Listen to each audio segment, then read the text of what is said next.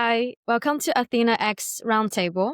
And hi, Alex. Also, it's an honor to have you here. To our listeners, could you tell us a little bit more about who you are and what you focus on in your research? Yeah, Rhea, thank you for having me here today. So my name's Alex Murray. I'm a professor at the University of Oregon, where I direct the Intelligent Futures Lab. And with a number of collaborators, we look at the impact essentially of emerging technologies on the future of organizing in society. So oftentimes that would be blockchain and blockchain-based forms of organizing, and then also how we're building, autonomous agents, so AI-based agents, and how they're interacting with humans in those organizational settings. Right, I see. So let's talk a little bit about from the back future, the back. So then I know you used to work in one of those big consulting firms, right? And then, but you left after 2 months. What did you see there that made you walked away? Oh, that's a great question. And you're taking me back. That's like what, 12, 13 years ago now. So before I went and got my PhD. But honestly, it really can just be distilled in one or two sentences. And there's just not much soul. There's not much purpose and meaning in trying to save multi-billion-dollar clients a few $1,000,000. It didn't motivate me. It didn't excite me. It didn't challenge me. Not saying it doesn't motivate and excite others, but for me, I was really curious about the impact of technology on society. I was really curious about exercising more of those, critical thinking and creative muscles. And it Right. wasn't the right environment. It wasn't the right setting for me. Right, I see. But then, and after that, you switched to another path, right? And then you went to research, and back in 2019, you were studying crowdfunding. For anyone's new to that, what exactly is crowdfunding? Yeah, great question. So I left, the big corporate consulting environment, worked at a startup for a bit, and then I went back to academia. So I got my PhD. And as you said, I started studying crowdfunding. And if I were to still crowdfunding, just, one or two sentences, it's really the pursuit of small amounts of financial capital. So, taking small amounts of money from a large number of individuals in exchange for Right. some future good or service. Or it could be equity in an emerging company, or even principal and interest payments, if it's a lending model. But essentially, it's one individual or group of individuals trying to, amass capital, amass resources from a large number of people. So essentially, crowdfunding, it removes those intermediaries and those gatekeepers to hopefully introduce efficiencies in the flow of capital to ideas. Right. So that's something interesting from when you started in crowdfunding, right? And then from the researchers, you basically predicted how the future organization will work. So then you said people coordinating online without a boss. How did you find that pattern so early? Yeah. And I wasn't necessarily seeking that out, right? I was Yeah. essentially set out to ask the question, how do entrepreneurs mobilize resources from crowds? And in Right. doing so, I actually ended up learning more about the crowd than I did the entrepreneur, which was interesting, right? And what I found there was like humans, they're inherently social. So even if they're acting rationally, right, and their desire to contribute capital to gain a product or a service from a crowdfunding campaign, I noticed patterns between those individuals that I thought were interesting. So the first is, entrepreneurs, they were more successful when they generated what I called psychological ownership, which is a construct, in the literature, but it's psychological ownership amongst those potential backers. And essentially that allowed them to feel like they were invested in the mission and the vision of the company, even if they lacked ownership over it, right? They lacked equity ownership over it, right? They felt like, oh, I'm invested in this. I care about this. I want to contribute to this venture or this idea's future and make it happen. So if they felt that, the campaigns were more successful. And then they were also more successful when they generated social identification amongst the backers. So this was, Right. post eBay, some of those post early forums, but still Mm. very much Web 2.0. But it gave these individuals an opportunity to discuss ideas for the features to the product, to discuss how they might use the product once they attain it in the future. But it essentially, whether it was a 3D printer or a drone or a board game, it gave individuals an opportunity to say, oh, we're part of this together. And so to kind of exercise that psychological ownership with one another to come up with ideas. Right. So that was really what I had observed. Right. So then you were talking a lot about this psychological ownership. I'm just curious, right? Like, what does it mean in simple terms? And for let's put in the context for a Web3 builders, how their community can give the same feeling of this ownership. Yeah, great question. So psychological ownership, just, at its most basic, it's just the idea that humans were more likely to care deeply about something when we feel a sense of, I'm going to use the word ownership again, but a sense of like possession or ownership over it, even in the Mm, absence of legal ownership, right? There's no structure that we have agreed upon that says, I have ownership over this. It's just, I feel like I have a degree of possession over it. Like I want to see it succeed. I want to be involved in it. And when you have, psychological ownership, it often comes from this desire or this ability to feel like you can shape it or develop deep mhm. understanding about it. And that's what motivates you to continue to devote time to it. So you had asked about the Web3 space, right? Because that was the crowdfunding space, right? If I am, Yeah. say, an entrepreneur and I am developing a, camera lens and I let the community utilize it and test it and share their experiences, right? They're increasingly developing this degree of ownership. Honestly, the Web3 space isn't so much different, right? If you're a builder, if you can get people to want to show up, to want to test the features, to want to engage with the product deeply or engage with the space, right? Because it's really an infrastructure. But if you are engaging with it and getting them excited about it, yeah, and they feel like their voices, I guess this is critical to it as well. Like those individuals in the community, they feel like their voice is heard and that their voice matters. So if you as Yeah. a builder can, and not necessarily, actually what we found, but was interesting too, sorry, I'm going to bring this up real quick, was it's not just that you integrate all their feedback, but it's that you acknowledge feedback even if you're not going to use it, right? So people feel heard that way. So it's like, oh, that's a great idea. We see why you're thinking about it that way. That's Right. not necessarily how we're considering it in this moment, or we don't have the resources to build that feature out. But, we hear you and we value that opinion and we want you to keep coming back to offer your suggestions and ideas. So then basically, what are in the space, what did you see what community are really good with this psychology ownership? For me, I felt like, oh, Ethereum and Solana are these two like crazy. But what do you see in the industry right now that we're doing Yeah, really good job about this? great question. I think, some of the L2s built or the, applications built atop Ethereum have done a great job over the years, just integrating that feedback and getting people to come back. But I think there's something about the mimetic communities that have been built atop Solana that also capture this, right? So maybe it's not the same in terms of like building out these really nuanced and rich applications, but you still have individuals who feel like they're part of something, who feel like this is a community that I care about. This is a story and a narrative that I want to evangelize for and get others involved in. And I think that's, the outcome really of developing that psychological ownership and developing that excitement and those, community ties and bonds around an idea. So I actually think Solana has done a phenomenal job. Even if whether it's been intentional or not, I think the products being built atop Solana um, are doing a phenomenal job at building those communities. Right. Thank you for sharing that. So for me right now, another thing I found is so interesting, right? Is that you were saying from your foundings that the company that's raising $1 million have higher failure rates compared to those just raising 1K, like it's the opposite of what most of us expected. Like, what do you think why that happens? Yeah, it's a great question. So I didn't anticipate finding this. It was Yeah. actually, happenstance. We stumbled on, I was looking at data of drone campaigns and I Mm, noticed the drones that raised more money were far right. less likely to successfully deliver their products, right? So I was like, well, why is that? You would think if you're able to raise more capital, to exactly the point you just made, if you raise more capital, if you have more money on hand, you're much more likely to deploy that capital to build out the product that you promise. So why then were the drones that raise more less likely to actually deliver? And what we found was that the ones that raise more, they were internalizing more and more feedback in real time. So they were engaging this community, they were getting feedback. However, they were making additional promises to those backers and potential backers and setting stretch goals that were premised on the feedback, right? So if you're a drone developer and someone said, hey, like, can you know, build out this camera feature or can you build out,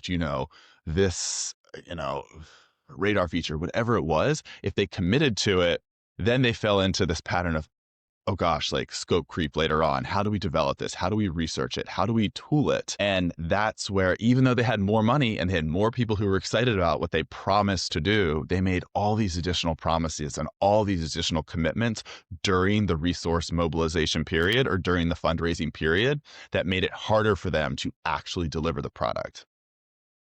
So then basically you're saying that those who raise $1 million, they actually make more promises than they actually should have.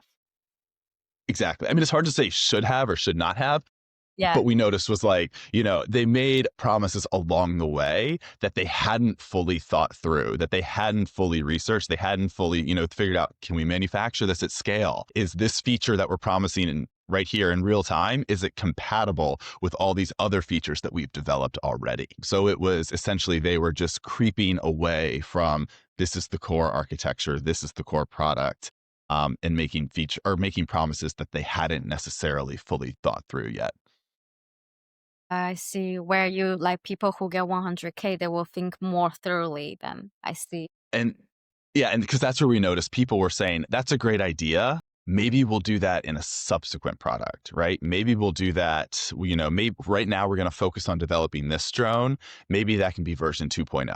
So they were still acknowledging the community feedback, but they were saying, hey, we see you, we hear you. If that's what you want, come back later, right? Come back when we develop the next drone or the next product offering, and we'll try to integrate your comments and your feedback. Right now, we're going to focus on this product architecture and building out this idea.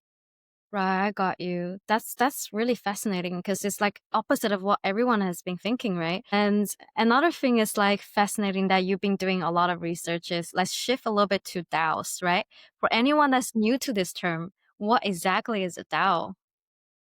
Yeah. So a DAO is, the acronym for Decentralized Autonomous Organization, right? So that's what it stands for. What is that, right? What does that mean? And Right. essentially, these are just organizations that move code to the center and humans to the periphery by allowing what are often blockchain-based smart contracts to automatically execute decisions. So, right, they're doing it autonomously, they're doing it automatically. Oftentimes, these are resource allocations, right? So if there's a proposal, humans have voted on the proposal, and then the technology is making that allocation. So the code is at the center. They are executing on decisions. Humans are still making those decisions, oftentimes through some sort of voting process. Right. So the code is in the center and the humans still make decisions. So then on paper, DAO should run smoothly with code and this community votes. But then in reality, there are 65 million USD hacks news. Like that's shocking. It's still like, what's going on? Why is it still having some problem? Yeah. So on the technical side, there's still vulnerabilities in code, right? So obviously, Right. code is not foolproof and some people expect it is. But from my own research, my own observations, my own conversations, I think the bigger issue is its challenges in governance, right? It's still challenges in the human-based side. So if governance processes, if they're weak, if they're unclear about, who bears risk or who intervenes in the case of a hack, things can break down and things can get convoluted. And then you see individuals, or not voting anymore or not getting involved. And then maybe you see, token prices coming down. Then you see, one or two whales aggregating, voting power. And then you see this Yeah. beautiful idea of, a Yeah. decentralized system falling apart really quickly. And I think oftentimes that's what we're observing in real time. It's the human side, it's the social side, it's the governance system that fails, and then that leaves this DAO that was initiated or started with a noble or a great idea kind of start to fall apart. Then that's quite interesting where okay, then the issue isn't technology, it's still the human side, it's the people and what humans' behavior is still causing the DAO failures today. Then I see that recently you secure funding from NounsDAO and then it's about advancing public research on DAO governance. So this is quite exciting. So walk me through what is it? Yeah, great question. Because going back to, the human side for a second, right? So when we think about governance, when we think about this is a human-centric process, I mean, we're increasingly, and we'll talk about this probably, AI agents being introduced into this governance system. So I guess there are these technological actors that are starting to emerge. However, it's historically been a human-centric process of humans interacting with each other, right? So it's a Right. social question, there are legal questions, there are infrastructure questions that come into play here. Um, Yet these humans, like, they're still boundedly rational. We still have biases. I say human as if I'm not one Right. of them, right? We're still boundedly rational. We still have biases. We still have Yeah. heuristics. We get distracted. We grow apathetic. We forget to show up for a vote. We don't pay close attention to the details of a proposal. And then at a more aggregate or higher level, voting power can still become concentrated. So a lot of DAOs, they're failing not because they're materially flawed, but because they fail to fully account for all these social considerations and social aspects of how humans coordinate. So you said, I've recently secured some capital from Nouns DAO to advance public research, on DAO governance. So what does that mean? Like, what are we trying to do? So in the absence of these centralized decision makers and these hierarchies that are oftentimes put in place, to manage some of these human-based foibles, DAO governance, is describing the rules, the processes, the decision-making mechanisms that determine how these DAOs operate in practice. So we're asking questions of who can make proposals, how are votes cast, how are approved decisions carried out. So really considering both the social side, so all those Mhm. things I just mentioned about the humans in the system, but also then the technical aspects to address those challenges, such as low participation rates, token concentration, voter apathy.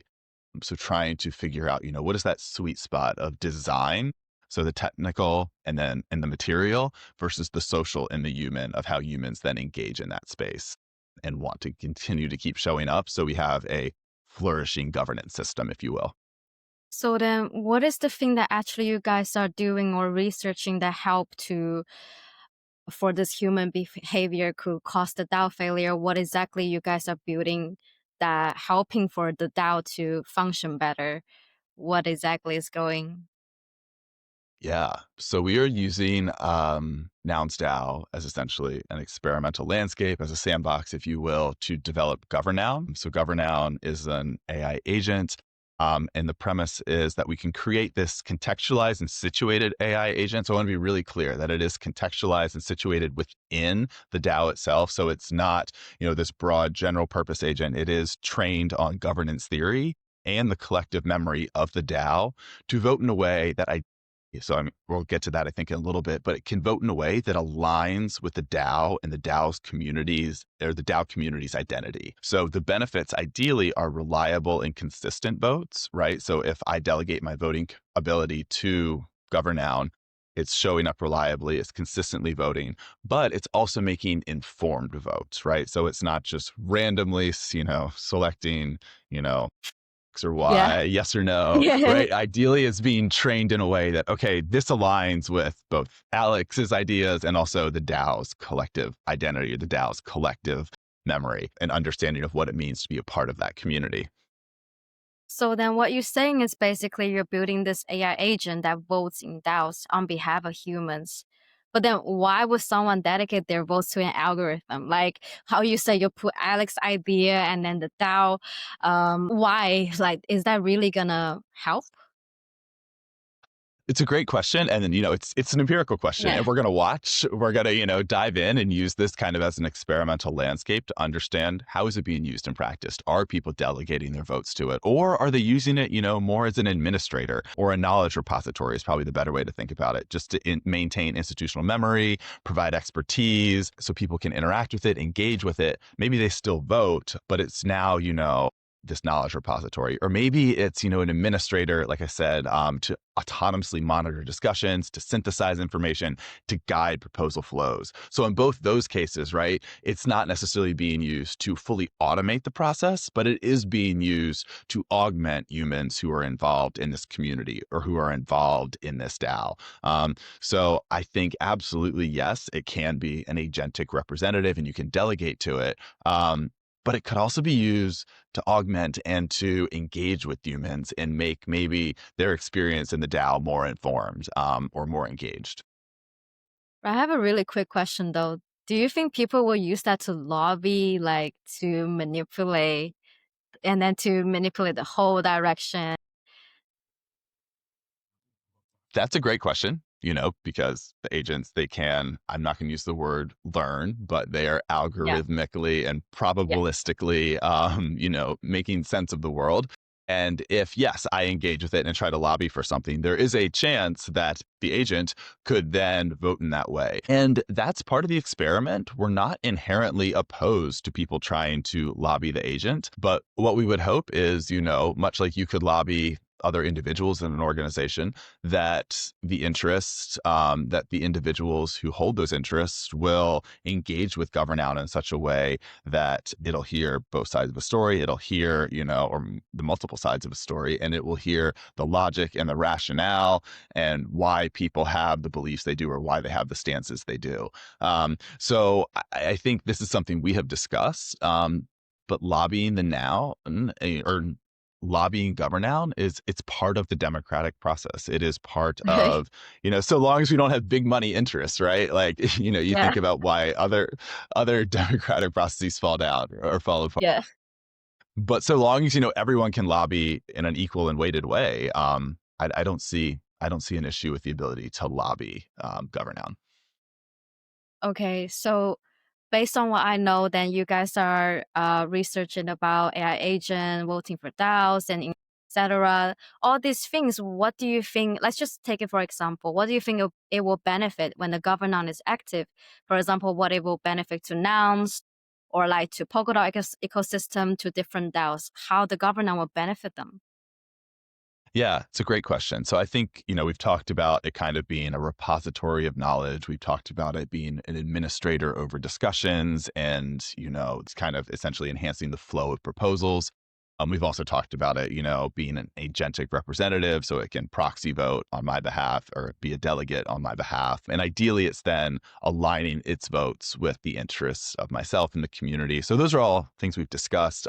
But I think it can also, going beyond that, like how could this agent, speak on behalf of Governoun or benefit Governoun, or sorry, Nouns DAO.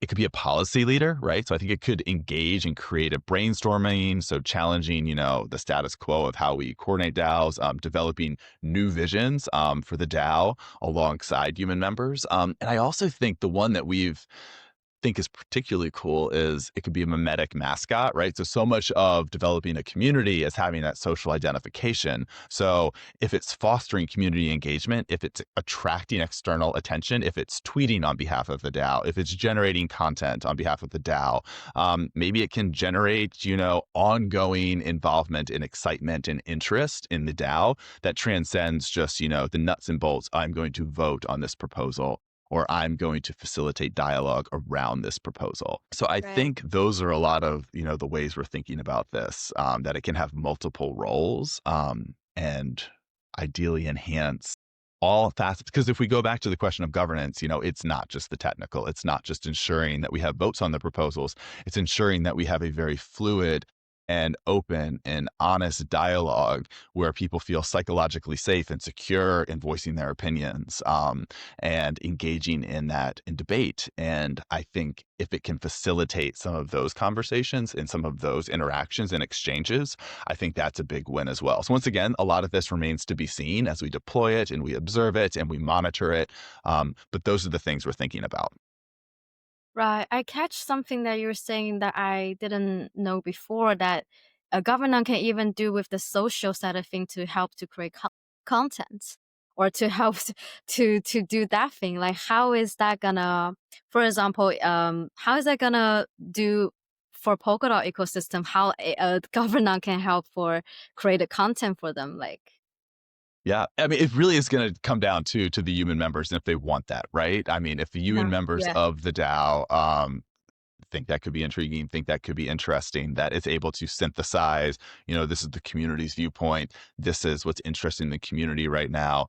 Maybe it yeah, drafts a newsletter, yeah, with, credit going to Governoun. Maybe it puts a tweet out there. But that's a possibility. I'm hmm, not necessarily an advocate for it. I am just saying yeah, that is available and potentially an option, if the yeah. community chooses to engage with the agent in that way. Do you think that is that mean that social media role it's gone? If the governor is doing great job, there'd be like social media position possibly. Oh gosh, I have so many questions about social media Yeah. going forward just to begin with. Yeah. Just as, things become increasingly generated by chatbots. I open Yeah. Instagram right now and half the time I'm like, I don't know if this is real or not.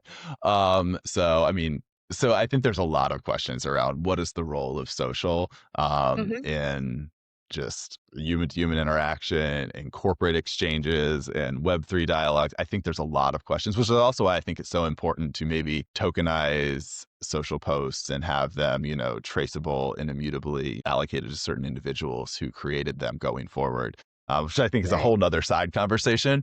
But I think the Yeah. traceability of, what's put on social channels is going to be increasingly, and provenance of, social material is going to be really important going forward, whether it was human or AI generated. Yes, definitely. I see a lot of people just kept on using AI to generate their social content. But then another thing I'm quite curious about the Governoun is like just from the user perspective, right? If I'm like for example, I'm a Polkadot holder, and then what new experiences I will feel once the Governoun is active? How am I gonna do my votes then? And then it's quite scary. It sounds powerful and risky, you know? How do you keep it from Governoun going off track? Yeah, great question. So I think a lot of this comes down to also responsible design on the front end, right? So responsible consideration as we develop and deploy the technology, and ensuring that Governoun continues to actualize on this potential to work with humans to address some of those human-centric shortcomings that we've seen in DAOs, right? So just, okay, I am boundedly rational. I don't fully understand every in and out and nuance of this proposal and what it could mean for the community. Can Governoun help me better understand that, right? Can we interact with one another so I can make a Mhm. more informed decision? So that's ideally, one way it could, benefit the Polkadot or the Governoun, or sorry, the Nouns down member. I think, a second way too is just, for instance, like I don't vote on every proposal, right? Like I Yeah. travel a lot for work. I'm on airplanes. I'm in the sky. I forget. I'm giving talks.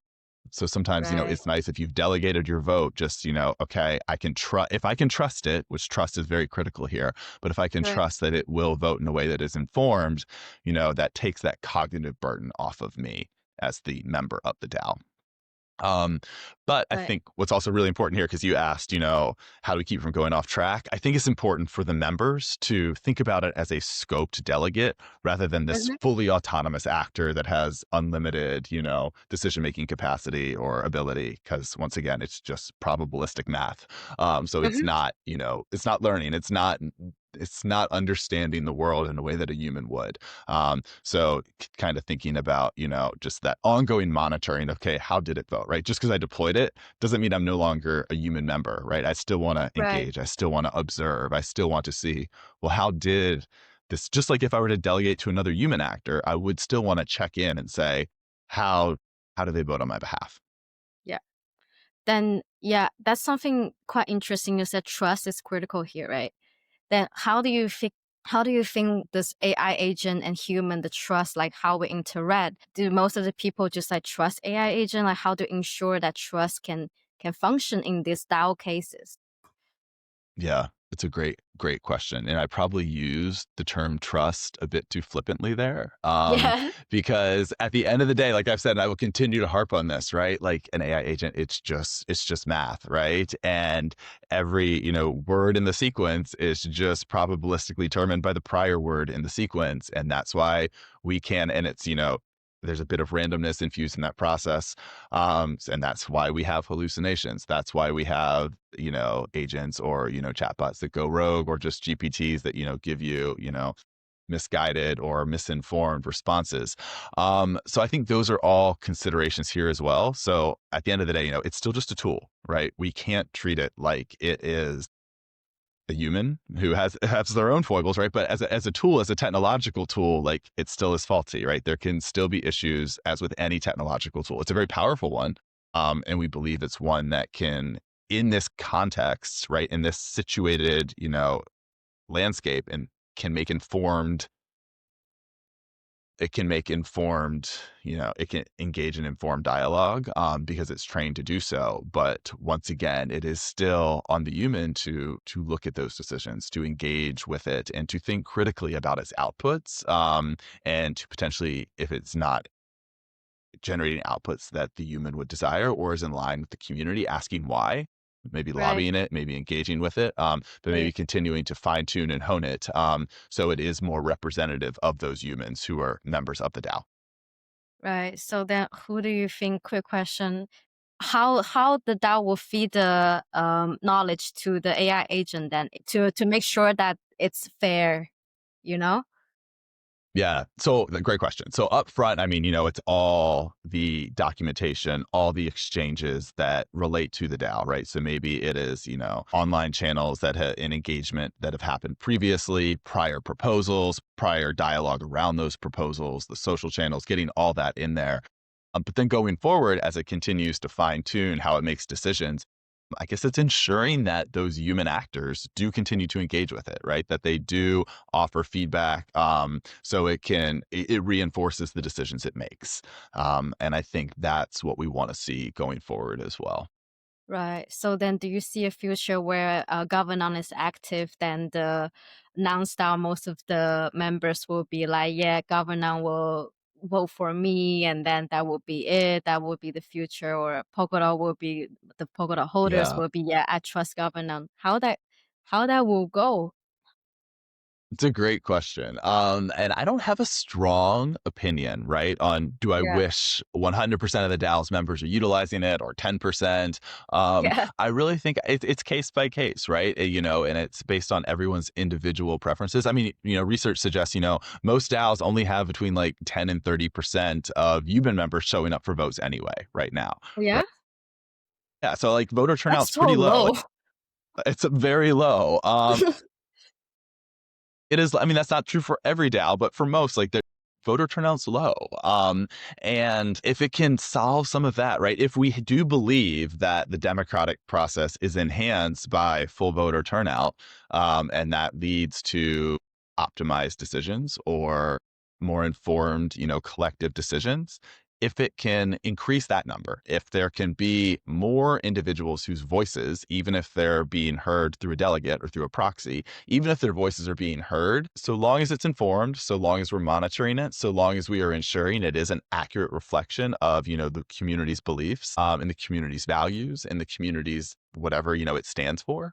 I Mhm. think that is a win for the DAO. I think that is a win for Nouns DAO. I think that is a win for Polkadot or any DAO that is utilizing this tool or this agent, Right. to engage in their governance process. Wow, that's so fascinating. That was such a nice data. I didn't know that that's so low. Crazy. Slow. Yeah. So then I remember then from that, then basically AI is it's not solely self-driven, right? People still control it. And then this is something interesting. So if you have the CEOs of OpenAI, Google, and Meta sitting right here, and what would you want to tell them? Okay. I Yeah. love this question. It's Yeah. one that often comes up when I speak nowadays Yeah. because, AI, it's enormously hyped right now, right? There's no question Hmm. that AI is, if you open the New York Times, if you open the Atlantic, if you open any publication right now, there will be a story somewhere in it on AI. And a lot of that is because, companies right now, these large companies. So you mentioned, I think, OpenAI, you have Meta, you have Google, they are trying to find, the silver bullet use case for their tools. They've put large amounts of capital into the technology and they're trying to profit off that technology. Right. And I think what's important to remember is, okay, that's what's going on here. They're developing a Yeah. tool, but amidst all the hype, it's a tool, it's a powerful tool, but it is only a tool. It's algorithmic and it exercises probabilistic reasoning. And it is not, I will say yet, but it is not intelligent. It doesn't understand, it's not engaged in, rich, deep contextualized reasoning. It's just very advanced probabilistic math. And since it's a tool, right, since it's something that humans are developing, it doesn't get to determine its own future. And I think that's really what's critical here. We're talking about, oh, is the singularity near? Are we going to realize, general intelligence? And I think that's a distant future question. And the present question, that is more important is, who has power and who has control over how this tool is developed and how it is deployed. And right now, that is a small number of large corporations. They're Right. determining how it is developed. They're determining how it gets deployed. And right now, based on what we talked about earlier, they put large investments in it. So it's largely an economic question. So we're seeing it used for these near term, easy, low hanging fruit solutions are problems like automation, right? We're trying to, automate processes and organizations so we can lay off human workers and deploy the technology. And then we're also Yeah. seeing it being used to surveil populaces, right? So it's being used by governance to surveil human actors. So then we're in this landscape, right, where you have this powerful tool that's being Mhm. controlled by a small number of corporations and it's being utilized to generate profits. And the easiest way to generate profits are through automation and surveillance. And that's where I say, hold on, pause. Like that, is that setting us up to live in the world that we want to live in? That is still human Right. centric, that allows humans to engage and augment their own capabilities with the technology. Because I think that's where it's most powerful, right? It's okay, I have an idea to write a paper or for a research idea. Let me brainstorm with the technology. I still want to do the research. I still want to get out there and, conduct the analyses and think deeply about this, but maybe it can help me on the front end. And it's a really good copy editor, right? So maybe on the back end, it can help me with spelling and it can help me with grammar. It can help me with flow. And I think that's a phenomenal use of the tool. But do I want to automate myself out of the process? Do I want to forget how to think critically because I'm not engaging that muscle? Do Right. I want some kind of centralized government actor, surveilling my every behavior and action because they have the means to do so? I would argue no. And I think a lot of people feel similarly. And I think that right now is the question. That right now is the concern I have. And that right now, if I were to sit down with some of these executives, say in Silicon Valley, like that is the conversation I would want to have. Right. So then basically down to you were talking about more of like economic side of things. They're doing that for the economic side of things. They can even do the pricing and everything. You have no other choices and they also get your Yeah. data, right? Yeah. Yeah. Centralized control over all of it. Yes. Do you think how to make it decentralized? How to make AI decentralized away from those big corporates? Yeah. So I think this is the question, actually. I Yeah. think going forward, this is one of the most critical and important questions for us in the Web3 space to think about is how do we develop a decentralized AI, right? How do we build it on a blockchain infrastructure? How do you and I have ownership over the data on which it's trained? How do we then ensure it's deployed in ways that are socially responsible? How do we ensure that the outputs are then, tokenized to say, a reputable AI agent? So, for instance, if you have an AI agent that's speaking on behalf of a DAO or it's speaking on behalf of, I mean, heck, let's, think even more boldly. Maybe we've Yeah. agreed to, develop an agent that's speaking on behalf of future human generations, or it's speaking on behalf of the natural environment. If we Yeah. have that agent, like, can we tokenize the outputs and make sure that, okay, these are valid, right? This can be utilized responsibly and meaningfully in a court of law in the future or in an academic paper, like as a source. But that's going to take us, agreeing upon, okay, this is the data on which it's trained, you know, this is how it's making decisions and having that understanding and not having it be this black boxed technology, right, that you can't see into, that's not transparent, that is owned by Right. a small number of centralized corporate actors. Right. So that will go for basically you for the massive adoption side, for the future side, this could be happening, you think? I do. That's my hope. Yes. That's my hope. Yeah. I can remain optimistic amidst all of the things going on right now. Yeah, I yeah, yeah. choose to remain optimistic. Yes. All right. Then so let's look into the future then, right? Like 10 years from now, so how will we actually work? How will AI and DAOs and traditional organization coexist? Do you think traditional organization which is like done or Yeah. Great you question. know? So, ideally, so Yep. idealized again, Yep. AI will kind of fulfill that promise that we've had of technology since the Industrial Revolution, right? It'll conduct the routine analyses. It'll do things that maybe don't provide fulfillment to the human actors, right? That can be routinized, that can be very easily repeated. And then ideally, if AI is being utilized in that way, and then also that's the automated use of AI. And then in an augmented way, maybe it's helping me brainstorm. Maybe it's helping me, think through a problem. Maybe, I train an agent on 100 academic papers and I try to understand, okay, what is, the state of the literature or the state of knowledge on this construct? Let's go back to, psychological ownership, right? If I want to really deeply understand that, maybe I can engage with it and ask questions. So that's kind of Right. maybe the role of AI. I think DAOs ideally will facilitate this, rich, globalized, Hopefully. networked collaborations. Yeah, and be built upon that. I do still think hierarchical organizations, as we know them and think about them, there is still a Mhm. role for them for certain tasks that, require, high levels of, control and, knowledge specificity and having humans involved in that process. I do think there's potentially room for hierarchical organizations going forward, but I think there's going ideally a coexistence. Right. However, once again, I think it's really important, to note that the technology in and of itself is not deterministic. So just because I think these end states make sense and are logical, it really is going to depend on who controls the technologies and how they choose to develop and deploy them, right? And I Right. think that's why it's so important right now at this moment, at this juncture, for humans to be involved in the evolution of these technologies, for the human needs, for the human desires, for what humans want to, for the future they want to see to be built into these technological systems. So then the human needs to involve with all these transformation. Then for our listeners, what's one thing they can do to prepare now for that future? You know? Yeah, this is a great question. No, this is a really good question. I've been thinking a lot about, what can humans do, right? Because we're at this juncture where our voice matters Right. so much. We're at this juncture where, we can't just cede our power to the technology, right? Because humans, when acting together, when collectively working towards something, history suggests like it's one of the most powerful forces that we have. So I keep asking, and I teach college students as well, and they keep asking, Yeah. what can I do now to prepare for this uncertain future, and how do I have my voice be important in it? And I keep coming back to the ability to think critically, right? And I keep Okay. coming back to our ability to hone and develop that critical thinking ability, right? Because we're inundated with so much information and we have this infinite capacity for distraction. And it's so easy for us to not engage deeply and ask why, ask how, ask those important questions. Right.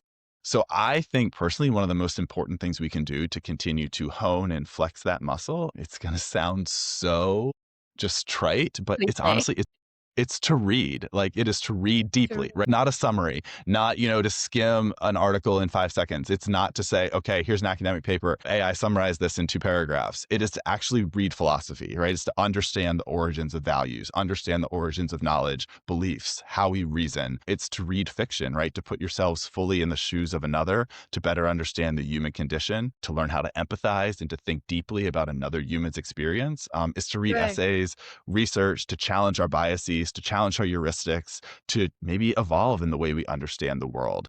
So I think just being able to delve deeply into a book, delve deeply into text and just understand it and think about it while we're being inundated with so much information is one of the most, I think, important things we can do to just maintain our humanness in this increasingly technologically developed world or technologically just, subsumed world. What does it mean for you to maintain humanness?